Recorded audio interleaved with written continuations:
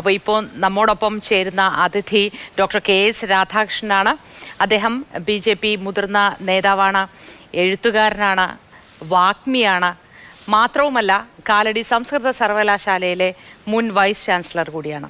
അദ്ദേഹത്തെ സ്നേഹപൂർവ്വം സ്വാഗതം ചെയ്യുകയാണ്. സ്വാഗതം ശ്രീ ഡോക്ടർ KS രാധാകൃഷ്ണൻ അവർ. നമുക്കിന്ന് ഏറ്റവും ചരിത്രത്തിൽ രേഖപ്പെടുത്തുന്ന ഒരു ദിവസമാണല്ലോ. നൂറ്റാണ്ടുകളായി പ്രതീക്ഷിച്ചിരുന്ന രാമജന്മഭൂമിയിലെ രാമക്ഷേത്രത്തിലെ പ്രതിഷ്ഠയാണ് ഇന്ന്, പ്രതിഷ്ഠാ ചടങ്ങ്. എങ്ങനെയാണ് ഈ ദിവസത്തെ നോക്കിക്കാണുന്നത്?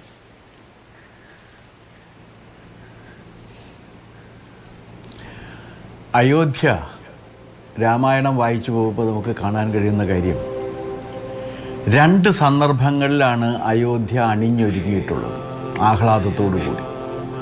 ഒന്ന്, ശ്രീരാമൻ്റെ രാജ്യാഭിഷേകത്തിന് വേണ്ടിയുള്ള ഒരുക്കം. രണ്ട്, 14 സംവത്സരത്തിന് ശേഷം രാമൻ തിരിച്ചു വരുമ്പോഴുള്ള ഒരുക്കം. ഈ ആദ്യത്തെ ഒരുക്കത്തേക്കാൾ ഗംഭീരമായിരുന്നു രണ്ടാമത്തെ ഒരുക്കം. ആ രണ്ടാമത്തെ ഒരുക്കത്തിൻ്റെ ഭാഗമായിട്ട് അന്നത്തെ രാജാവായിരുന്ന ഭരതൻ ഉത്തരവ് നൽകിയത് എന്താണെന്ന് വെച്ച് കഴിഞ്ഞാൽ, എല്ലാ ക്ഷേത്രങ്ങളിലും പൂജകൾ നടക്കണം, എല്ലാ ക്ഷേത്രങ്ങളും അടിച്ച് വൃത്തിയാക്കി ശുചിയാക്കണം, നഗരം മുഴുവനും ശുചിയാക്കണം, ഗ്രാമങ്ങളിലെല്ലാം ജനങ്ങൾ ആഹ്ലാദത്തോടു കൂടി ക്ഷേത്രങ്ങളിൽ പോയിട്ട് പൂജാകർമ്മങ്ങൾ ചെയ്യണം. ഇതായിരുന്നു വാൽമീകി പറഞ്ഞു കൊടുത്ത കാര്യം. ഇന്ന് അത് നടന്നുകൊണ്ടിരിക്കുകയാണ്. ഇന്ന് ഇന്ത്യയിൽ എല്ലായിടത്തും എല്ലാ ക്ഷേത്രങ്ങളിലും പ്രത്യേക പൂജകൾ നടക്കുന്നു, പ്രത്യേക പ്രാർത്ഥനകൾ നടക്കുന്നു. എല്ലാം രാമവിഗ്രഹത്തെ ഇന്ത്യയിലേക്ക് ഒരിക്കൽ കൂടി വരവേൽക്കുന്നതിന് വേണ്ടിയാണ്. രാമവിഗ്രഹത്തെ ഒരിക്കൽ കൂടി വരവേൽക്കുന്നതിലൂടെ ഒരു വലിയ സംസ്കാരത്തെയാണ് നാം വീണ്ടും ഓർമ്മിപ്പിക്കുന്നത്. രാമൻ ആണ് ഇന്ത്യയെ ഏകീകരിക്കുന്ന ശക്തിവിശേഷം എന്ന് തിരിച്ചറിഞ്ഞത് മഹാത്മാഗാന്ധിയാണ്. നമുക്കറിയാവുന്നൊരു കാര്യമുണ്ട്, ഇന്ത്യയിലെ എല്ലാ പ്രദേശത്തും, സംസ്ഥാനം ഏതു തന്നെയായാലും, അവിടെയെല്ലാം രാമായണവും രാമനുമായി ബന്ധപ്പെട്ട ഒരു സ്ഥലത്തെ ഒന്നോ അതിലധികമോ സ്ഥലം നമുക്ക് കാണാൻ കഴിയും. നമ്മുടെ വയനാട്ടിൽ സീതയ്ക്കും ലവകുശന്മാർക്കും ഒരു ക്ഷേത്രമുണ്ട്. അവിടെ ഇവർ ഇരുന്നു എന്നാണ് അവർ വിശ്വസിക്കുന്നത്. സത്യമാണോ നമുക്കറിയില്ല. എല്ലായിടത്തും എങ്ങനെയാണ് രാമൻ പ്രത്യക്ഷപ്പെടുക എന്ന കാര്യവും നമുക്ക് തർക്കവിഷയം തന്നെയാണ്, കാരണം പറ്റുമോ എന്നുള്ളതാണ്. പക്ഷെ ഒരു കാര്യമുണ്ട്, ഇന്ത്യയിലെ എല്ലായിടത്തെയും ജനങ്ങൾക്ക് രാമനും രാമചരിതവും അവിടെ ഉണ്ടായിരുന്നു എന്ന തോന്നലുണ്ടാക്കാൻ കഴിഞ്ഞിട്ടുണ്ട് എന്നുള്ളതാണ്. അതുകൊണ്ടാണ് എല്ലായിടത്തും രാമക്ഷേത്രങ്ങൾ വരുന്നത്. അതുകൊണ്ടാണ് എല്ലാ സ്ഥലങ്ങളിലും രാമായണവുമായി ബന്ധപ്പെട്ട, രാമനുമായി ബന്ധപ്പെട്ട സ്ഥലങ്ങളുണ്ടാകുന്നത്. ജടായു പാറ ഒരു ഉദാഹരണമാണ്. അവിടെ ജടായു വന്നിട്ടുണ്ടോ ഇല്ലയോ എന്നുള്ള കാര്യത്തെക്കുറിച്ച് ആർക്കും അറിയില്ല. പക്ഷേ ജടായു അവിടെ വന്നിരുന്നു എന്ന് വിശ്വസിക്കുന്നവരാണ് ജനങ്ങൾ. അപ്പോൾ രാമനുമായി ബന്ധപ്പെട്ട് ഇന്ത്യയിലെ എല്ലാ പ്രദേശത്തെയും ജനങ്ങൾ അവരുടെ ജീവിതത്തിൻ്റെ അവിഭാജ്യ ഘടകമായി രാമനെ കാണുന്നു എന്ന കാര്യം ഇന്ത്യയിൽ 20ാം നൂറ്റാണ്ടിൽ ആദ്യമായി തിരിച്ചറിഞ്ഞത് മഹാത്മാഗാന്ധിയാണ്. അതുകൊണ്ടാണ് ഇന്ത്യൻ ജനതയെ ഒന്നിപ്പിക്കുന്നതിന് വേണ്ടി ഗാന്ധിജി ഉപയോഗിച്ചത് രാമധാതുവിനെയാണ്. ഗാന്ധിജി രാമനെ ഉപയോഗിച്ചുകൊണ്ടാണ് ഇന്ത്യൻ ജനതയെ ഒരുമിപ്പിച്ചത്. ആ ഒരുമിപ്പിക്കുന്നതിൻ്റെ ഏറ്റവും വലിയ ഒരു സൂചകമാണ് അന്ന് അതുവരെ ഇന്ത്യയുടെ ഭാഗധേയത്തിൽ ഒരു റോളും ഇല്ലാതിരുന്ന, ഇന്ത്യയിലെ ഏറ്റവും സാധാരണക്കാരായ ജനങ്ങൾ സജീവമായി പങ്കാളിത്തം വഹിച്ചുകൊണ്ടൊരു ദേശീയ പ്രസ്ഥാനം ഇന്ത്യയിൽ അന്ന് രൂപപ്പെട്ടു വന്നത്. ഗാന്ധിജി 1916 ബനാറസ് ഹിന്ദു യൂണിവേഴ്സിറ്റിയിൽ ഒരു ചടങ്ങിനെ അഭിസംബോധന ചെയ്യുന്നുണ്ട്.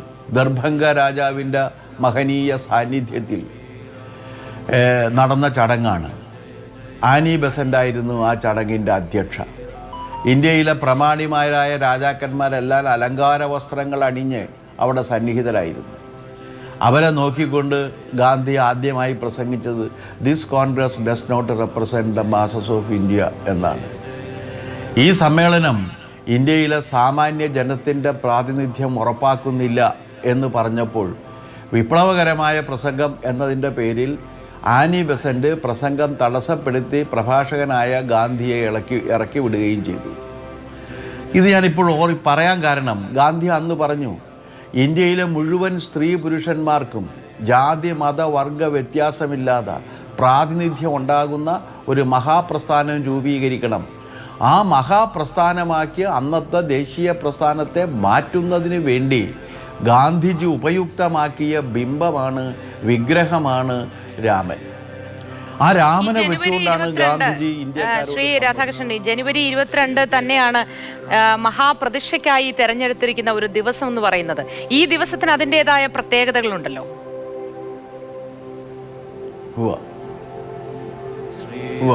അഭിജിത്ത് മുഹൂർത്തമുണ്ട്, അതാണ് അതിൻ്റെ പ്രത്യേകത. ഏറ്റവും പ്രാണപ്രതിഷ്ഠ നടത്താൻ പറ്റിയ മുഹൂർത്തമുണ്ട് ജ്യോതിഷ ശാസ്ത്രമനുസരിച്ചിട്ട്. അതുകൊണ്ടാണ് അത് തിരഞ്ഞെടുക്കാനുള്ള കാരണം. അതിന്റെ പ്രധാനപ്പെട്ട റീസൺ അതാണ്. ഒന്ന് പങ്കുവയ്ക്കാമോ? ആ പ്രതിഷ്ഠയ്ക്ക് ആ മുഹൂർത്തത്തിന്റെ പ്രത്യേകതകൾ എന്ന് പറഞ്ഞാൽ ഏറ്റവും ശുഭകരമായ കാര്യം സംഭവിക്കുന്നതും അങ്ങനെ സംഭവിക്കുന്ന ശുഭകരമായ കാര്യങ്ങൾ ദീർഘകാലത്തേക്ക് നിലനിൽക്കാൻ കഴിയുന്നതുമായ ഒരു സമയഖണ്ഡമാണ് ആ മുഹൂർത്തം. അതാണ് ജ്യോതിഷ ശാസ്ത്രപ്രകാരമുള്ള വിശ്വാസം. അങ്ങനെ ഒന്ന് ചെയ്തു കഴിഞ്ഞാൽ, അതുകൊണ്ടാണ് നമ്മൾ മുഹൂർത്തം നോക്കണം എന്നൊക്കെ പറയുന്നത്. എന്നിട്ട് മുഹൂർത്തം നോക്കിയിട്ട് എല്ലാം ശരിയാകുന്നുണ്ടോ എന്ന് തിരിച്ചു ചോദിക്കുന്നവരുണ്ട്. അത് വേറൊരു ചോദ്യമാണ്. പക്ഷേ ഈ മുഹൂർത്തത്തിൻ്റെ കാര്യം അതാണ്. അപ്പോൾ പ്രാണപ്രതിഷ്ഠയാണ് നടത്തുന്നത്. വിഗ്രഹം അവിടെയുണ്ട്. ഇപ്പോൾ അത് ഈ ശബരിമല പ്രശ്നം ചർച്ച ചെയ്യുന്ന സമയത്ത് നമ്മൾ ചർച്ച ചെയ്യേണ്ടിയിരുന്നതും എന്നാൽ വേണ്ടത്ര ചർച്ച ചെയ്യാതിരുന്നതുമായ ഒരു കാര്യമാണിത്. എന്താണെന്ന് വെച്ചാൽ ഓരോ ക്ഷേത്രത്തിനും ഓരോ മൂലമന്ത്രമുണ്ട്. ആ മൂലമന്ത്രമാണ് ആ ക്ഷേത്രത്തിൻ്റെ സ്വഭാവം നിശ്ചയിക്കുന്നത്. യുണീക്ക് ഐഡൻറ്റിഫിക്കേഷൻ മാർക്ക് എന്ന് പറയാവുന്ന വിധത്തിലുള്ളതാണ് ഈ മൂലമന്ത്രം.